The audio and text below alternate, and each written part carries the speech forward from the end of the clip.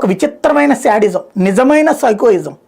But ఈ psycho మనస్తత్వాన్ని గొప్పగా కీర్తిస్తున్నాం ఇప్పుడు. ఇదివరకు వాళ్ళని సైకోలు అంటూ కూర్చున్నాం. అదే తేడా ఇప్పుడు అంతా. రీసెంట్ గా సార్ కొద్ది రోజుల క్రితమే కేంద్రానికి లేఖ రాశారు బాబు గారు. 5 లక్షల ఇల్లు కావాలి ఆంధ్రప్రదేశ్ కి ప్రధానమంత్రి ఆవాస్ యోజనలో భాగంగానే.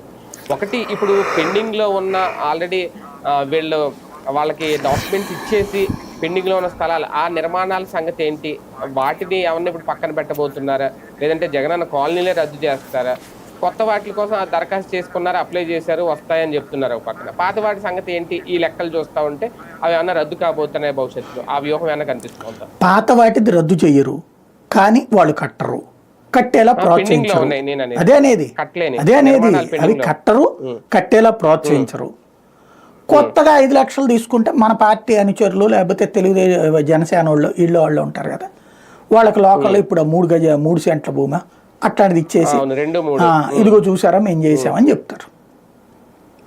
ఇప్పుడు ఇవాల్టికి కూడా మీకు మొన్న చూసా గుంటూరు అదేది ఇటు వెళ్తున్నప్పుడు స్కూల్ అవన్నీ ఉంటాయి, మన చిల్లీస్ పక్క నుంచి రోడ్డు చివరికి పోయిన తర్వాత ఆ ఏరియాలో అప్పట్లో కట్టించిన రాజీవ్ గృహకల్ప ఇళ్ళు ఉన్నాయి, ఎవరు లేడు, ఖాళీగా పడి ఉన్నాయి. ఆ పక్కన మళ్ళీ అవన్నీ అట్ట ఖాళీగా పడి ఉంటే మళ్ళీ పక్కన ఈ ఇల్లు కట్టారు, టిట్కో ఇల్లు.